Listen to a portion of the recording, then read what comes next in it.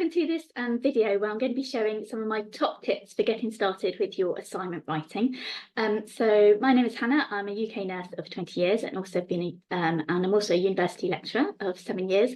So supported lots of student nurses with their academic work, and now I'm offering some tutoring and also sharing some of my advice really to help you with those academic parts of your nursing programs, because they can be really tough on top of your placement hours and working as well.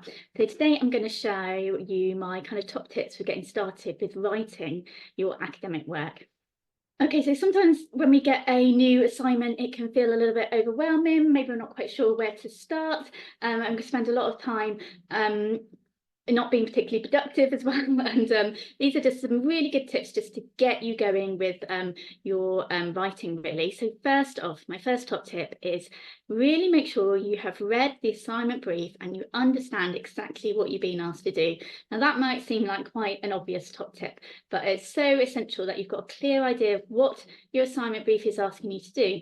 Is it asking you to, critically discuss something? Is it asking you to write a case study?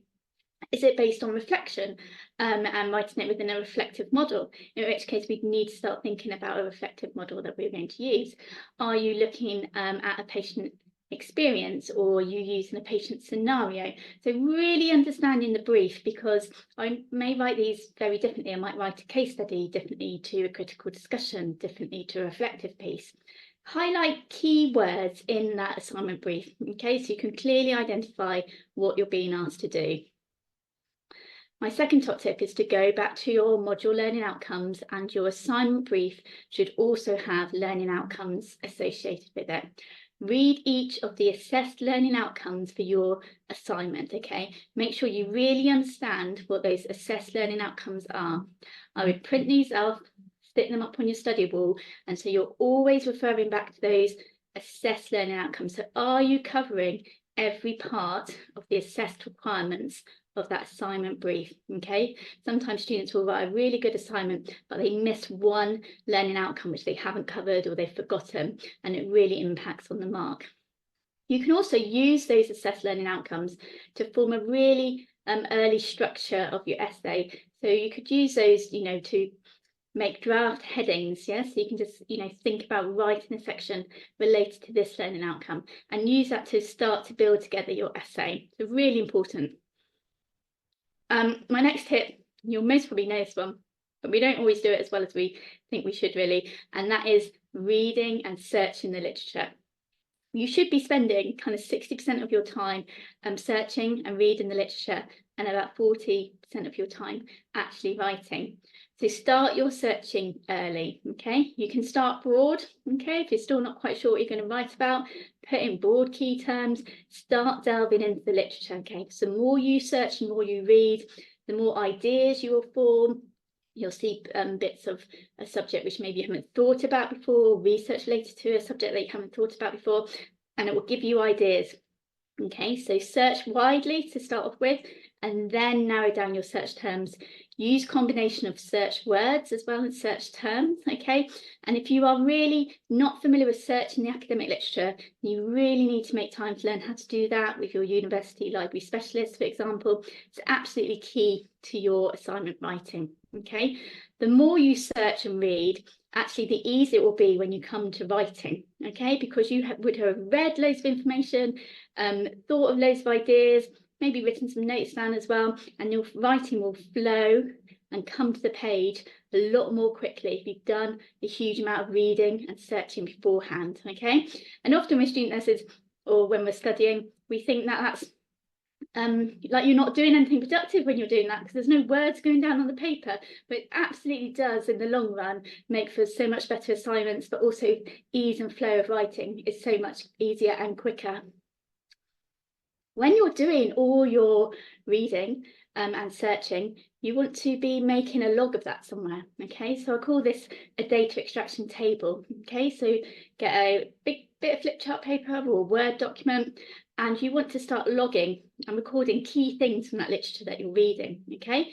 So again, the date of the paper, the title of the paper and the authors, the main research methodology, okay? So is it quantitative, qualitative, mixed study? Is it a systematic review, for example. The key findings from that research, okay, bullet point those down, and then start to think of some limitations of that research, okay? And you start to build a big bank of your literature that you've found, okay? And again, you might think, oh, Hannah, this isn't putting words down on paper, but it will really help you when you come to writing, okay? Because instead of having to go through hundreds of files that you've saved somewhere trying to look for something, you can go to your data extraction table and know exactly what study you're looking for and what piece of information you thought was important from that study when you read it, which is going to support your writing, okay? And it does in the long run save you a lot of time, okay? What you can also start to do with that data extraction table is highlight studies which had similar findings or similar results, okay?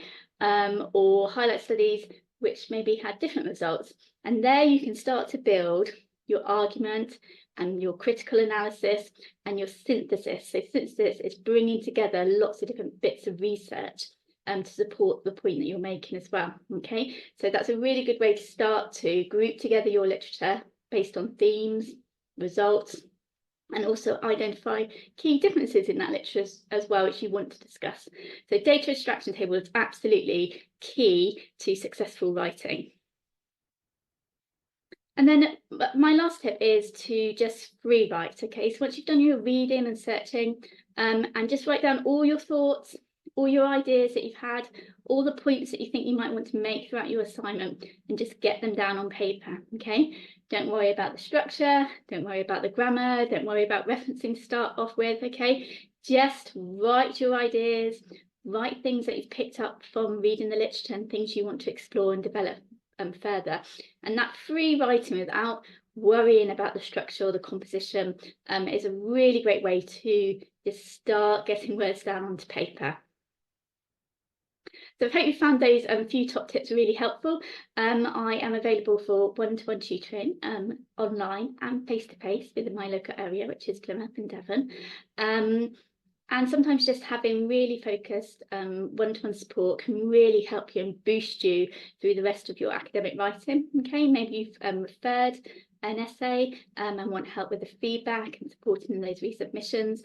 Maybe, you know, sometimes we struggle a bit more with the academic side and it impacts us in our clinical practice as well, because it's just extra stressors. Yeah, so I can offer all kinds of academic support. I've taught on BSc and MSc nursing programmes, so you can feel free to drop me an email, hannah.lames@outlook.com, or you can visit my tutoring page, which is Nurse Tutor Tutoring with Hannah.